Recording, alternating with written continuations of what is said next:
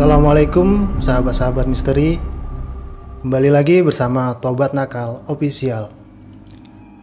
Di episode kali ini saya akan menceritakan satu kisah misteri tentang adanya teror dari arwah seorang pembantu.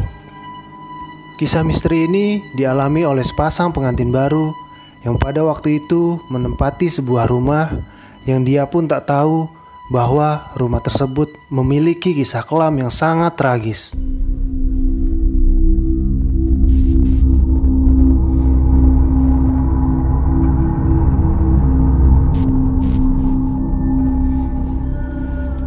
Perkenalkan, nama saya Andri. Saya adalah seorang pengantin baru. Dan istri saya bernama Mira. Kami adalah pasangan pengantin yang sangat bahagia. Setelah seminggu kami menikah, kami memutuskan untuk tinggal di sebuah apartemen di daerah Bandung. Karena selain akses ke tempat kerja saya sangat dekat, istri saya pun sangat menyukainya. Tinggallah kami di apartemen selama kurang lebih 6 bulan. Dan yang lebih menyenangkan lagi, istri saya pun hamil menginjak umur 4 bulan. Hari demi hari kami lewati dengan sangat bahagia. Dan pada suatu ketika istri saya meminta dibelikan martabak pada tengah malam. Mungkin efek hamil yaitu ngidam. Saya pun akhirnya pergi keluar untuk mencari penjual martabak. Tapi untungnya tak jauh dari sini saya menemukan tukang martabak tersebut. Saya pun membelinya. Ketika saya sedang menunggu pesanan saya, tiba-tiba ada seorang ibu-ibu gendut, mungkin umurnya sekitar 50-an. Dan dia bertanya pada saya, "Tinggal di mana, Mas?" Saya pun menjawab, "Saya tinggal di apartemen itu, Bu." Dan tiba-tiba ibu itu menawarkan kepada saya sebuah rumah kontrakan yang letaknya tak jauh dari apartemen saya. "Kenapa nggak ngontrak rumah saja, Mas? Kebetulan saya ada rumah kontrakan. Bukan punya saya sih. Saya cuma dititipkan saja. Barangkali Mas berminat, besok saya antar. Rumahnya lumayan besar dan nyaman. Apalagi sudah ada barang-barangnya juga." Mendengar perkataan ibu tersebut, jujur, saya lumayan tertarik. Karena saya pikir lebih enak tinggal di rumah dibandingkan di apartemen.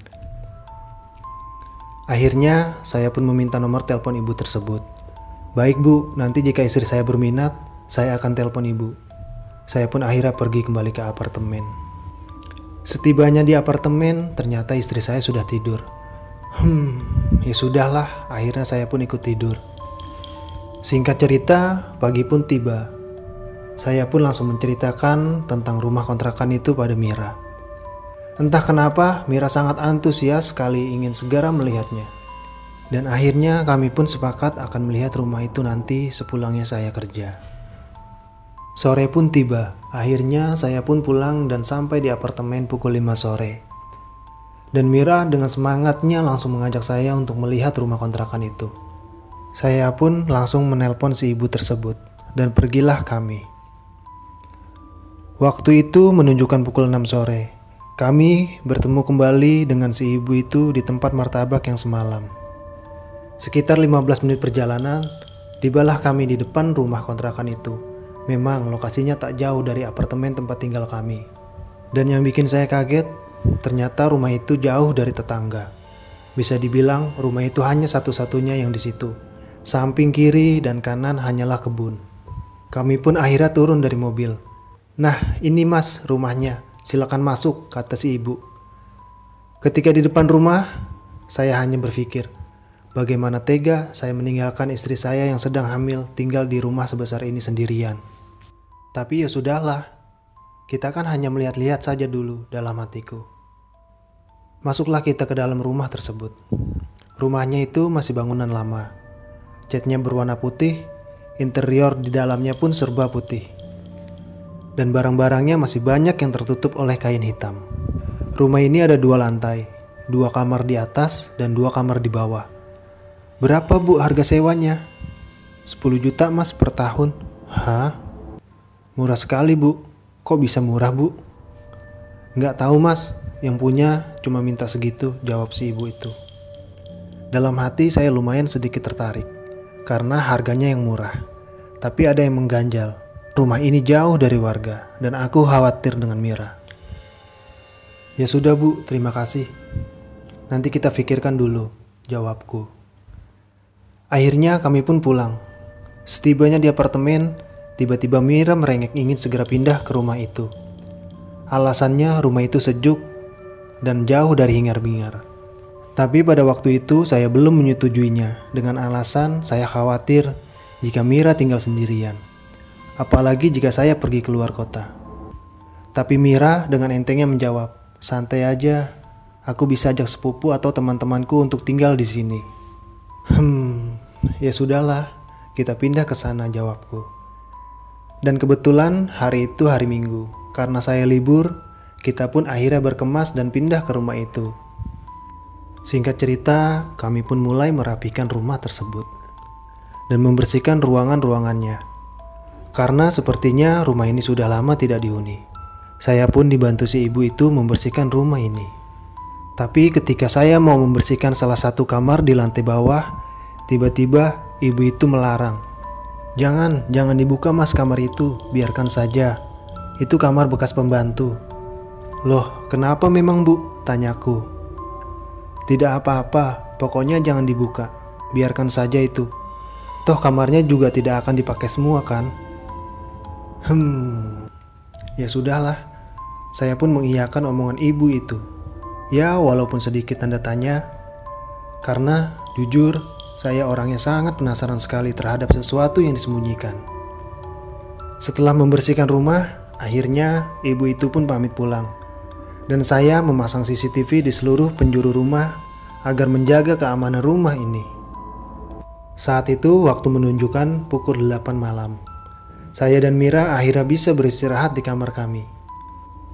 Entah kenapa, ketika kita sedang asik ngobrol di kamar, tiba-tiba terdengar suara pintu dibuka dari kamar yang satunya lagi.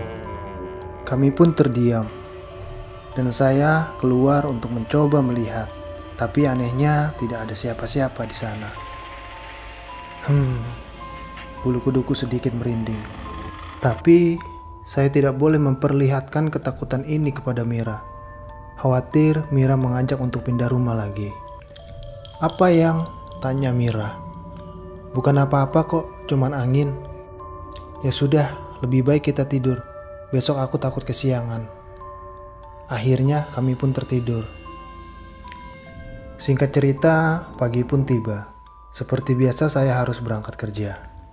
Saya pun pamit dan berpesan kepada Mira agar untuk berhati-hati di dalam rumah. Jujur, saya sangat khawatir meninggalkan Mira sendirian. Tapi ya sudahlah, toh dia terlihat senang tinggal di rumah ini.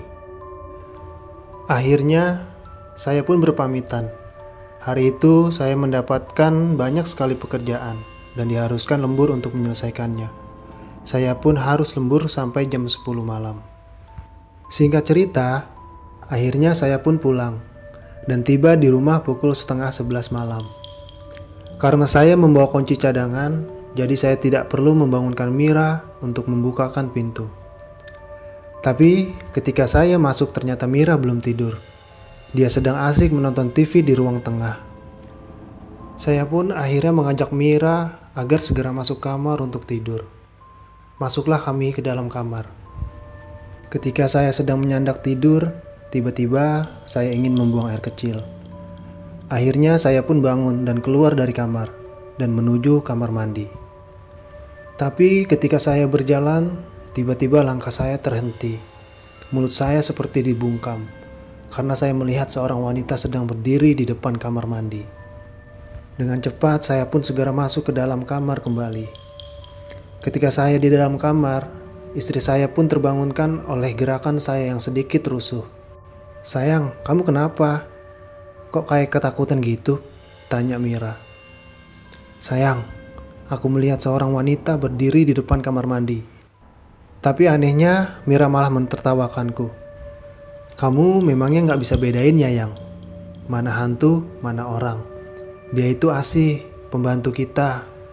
Maaf ya Yang, aku lupa, belum sempat ngomong sama kamu bahwa Asih datang tadi maghrib dan aku langsung suruh dia tidur karena aku lihat dia sepertinya kelelahan dari perjalanan."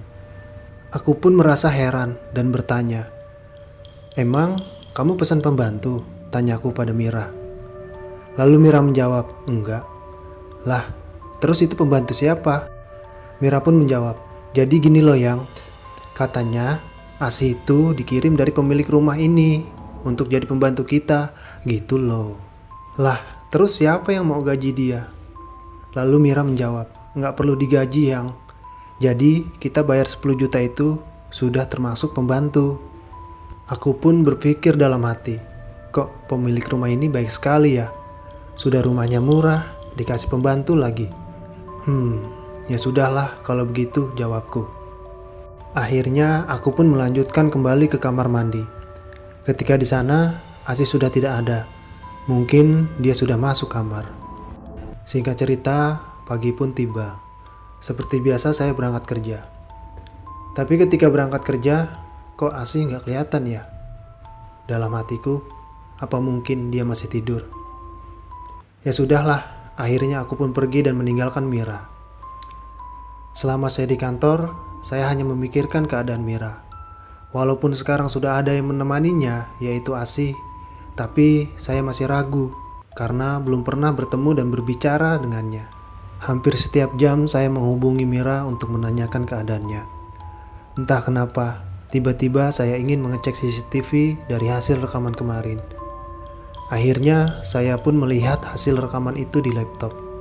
Karena penasaran, saya ingin melihat kapan Asih datang ke rumah. Setelah saya akuratkan jam saat kedatangan Asih, ternyata di CCTV hanya melihat Mira sedang berbicara sendiri di depan pintu. Tanpa ada seorang pun di sana.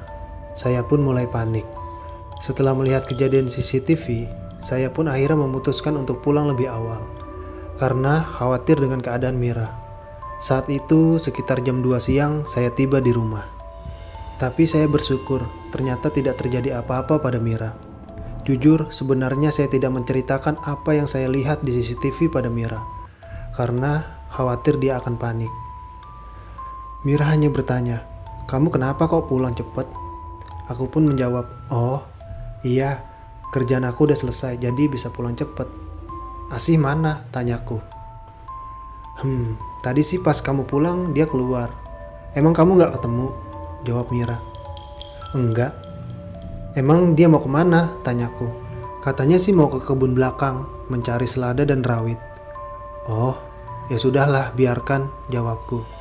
Saya pun masuk ke dalam kamar dan merebahkan badan. Entah kenapa hari itu sangat terasa capek. Padahal saya hanya kerja sebentar. Tanpa terasa, akhirnya saya pun tertidur. Dan ketika bangun, saya pun kaget karena saya bangun jam 9 malam. Ketika saya keluar kamar, saya melihat Mira sedang asik menonton TV. "Yang, kok kamu gak bangunin aku sih?" "Aku gak tega, Yang. Kamu kayaknya lelah banget," jawab Mira. Ya sudahlah, aku mau mandi dulu." Ketika saya berjalan ke kamar mandi, saya pun dikagetkan kembali melihat Asih yang sedang berdiri di depan kamar mandi. Kenapa saya selalu kaget? Karena pakaian dia yang menyerupai hantu. Dia berpakaian serba putih. Dia hanya membelakangiku. Saya pun memberanikan diri untuk bertanya, "Asih, kamu mau ke kamar mandi?" Tapi si Asih itu tidak menjawab. Dia hanya berbalik badan dengan kepala menunduk seperti orang yang malu, sambil berjalan melewatiku. Mungkin dia malu dalam hatiku karena melihat saya bertelanjang dada. Akhirnya saya pun mandi. Ketika saya sedang asik mandi, tiba-tiba saya melihat segumpal rambut yang menggulung di dalam bak mandi. Dan saya pun mengambilnya. Setelah selesai mandi, saya pun membawanya keluar dan memperlihatkannya pada Mira. "Sayang, ini rambut kamu bukan?" "Coba lihat," jawabnya. "Mana mungkin rambut aku seperti ini. Lihat saja, itu ada sedikit ubannya." Setelah Mira berbicara seperti itu, kami pun saling memandang. Kami merasa ada yang aneh. Ketika dalam situasi tegang, saya pun berbicara, "Oh, mungkin ini punya Asih."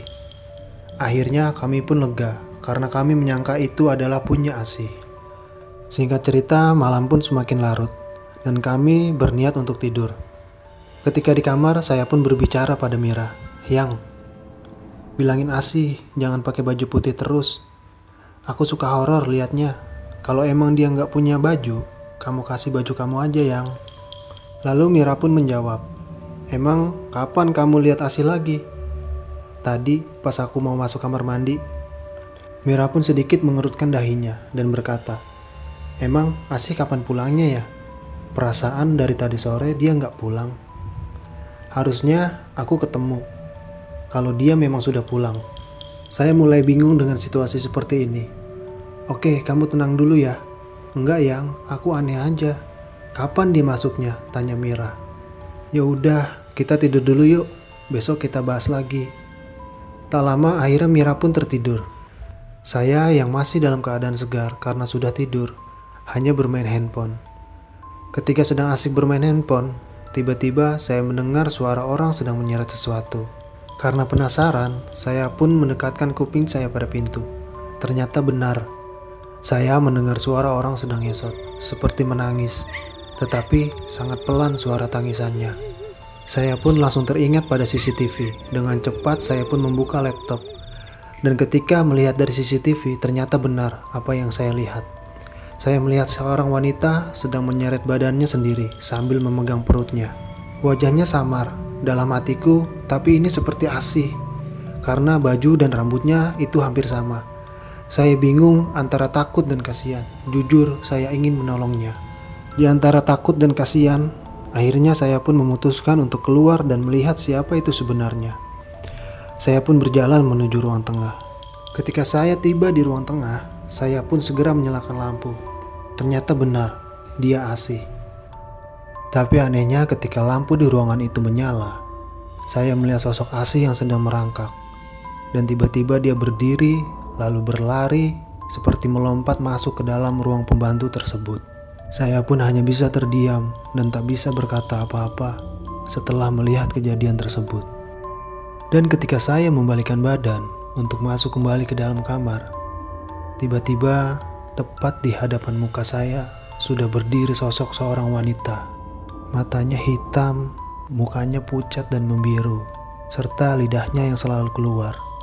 Seketika saya pun pingsan dan tak sadarkan diri.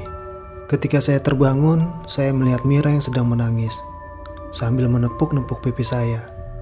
Dan saya pun langsung memeluknya dan mengajaknya untuk masuk kembali ke dalam kamar. Saat itu, waktu sudah menunjukkan jam 5 pagi. Ketika di kamar, Mira pun menanyakan apa yang sebenarnya terjadi padaku.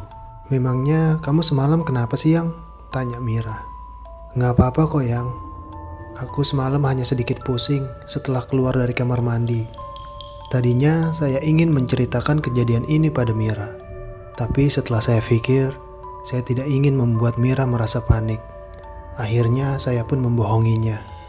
Di pagi itu pun Mira mengajak saya untuk pergi ke dokter. Tapi saya menolak dengan alasan saya sudah baik-baik saja. Pagi itu saya mengajak Mira untuk pulang ke rumahnya. Dengan alasan saya kangen pada ibu dan bapaknya.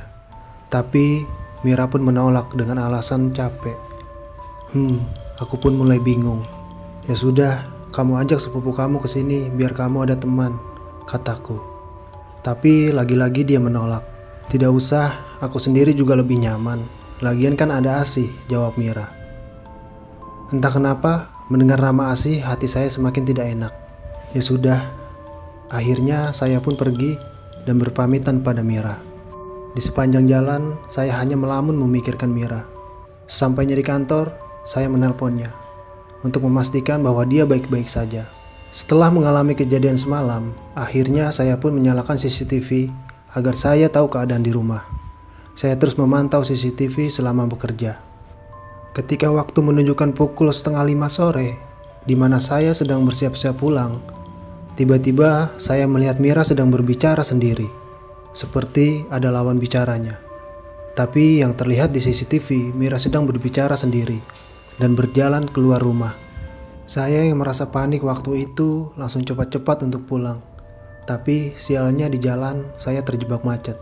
Saya yang berkali-kali mencoba menelpon Mira, tapi tidak pernah diangkat. Saya pun semakin panik tidak karuan. Setelah 1 jam melewati macet, akhirnya saya pun tiba di rumah. Dan benar saja, setelah aku masuk ke dalam rumah, ternyata Mira tidak ada di rumah. Saya pun semakin takut dan panik sambil berteriak-teriak memanggil nama Mira. Tapi tidak ada jawaban. Dengan berbekal senter, saya pun mencoba mencari Mira keluar rumah, menuju kebun-kebun itu. Saya pun masuk ke dalam kebun sambil memanggil namanya. Setelah saya berjalan kurang lebih setengah jam, akhirnya dari kejauhan saya melihat seseorang sedang tertidur di gundukan tanah.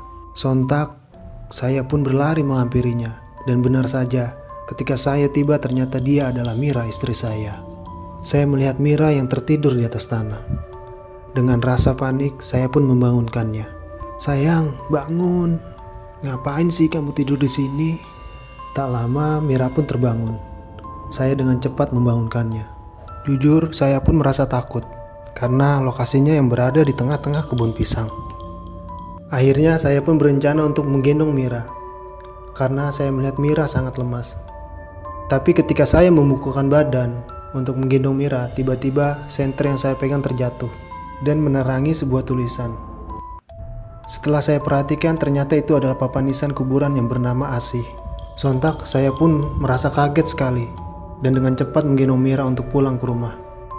Sesampainya di rumah, Mira pun yang masih terlihat lemas akhirnya sadar dan terbangun.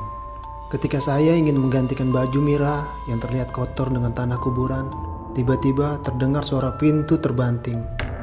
Yang lebih menyeramkan lagi, tiba-tiba muncul suara wanita cekikikan tertawa. Mira pun spontan memeluk saya dengan erat. Kami yang merasa panik di dalam kamar hanya bisa menguatkan satu sama lain.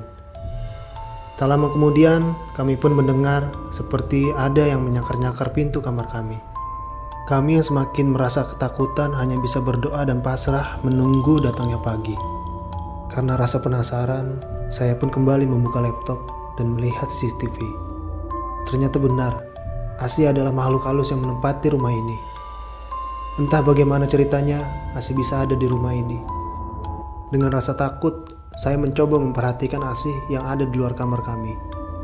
Dia terlihat berjalan, membungkuk dengan rambut keriting yang sedikit basah.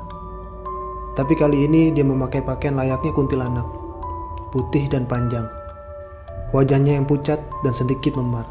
Terlihat dia berjalan mengelilingi rumah dan terbang dari lantai 1 ke lantai 2. Setelah lama saya memperhatikannya, tiba-tiba Asih menembus pintu kamar pembantu dan menghilang. Tapi tiba-tiba tanganku dipegang erat oleh Mira. Spontan, saya langsung melihat ke arahnya.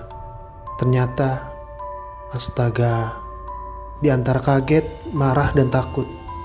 Saat itu aku melihat Mira dengan mata yang melotot seperti menahan sakit. Karena ternyata Asih saat itu duduk di atas perutnya Mira yang sedang hamil besar.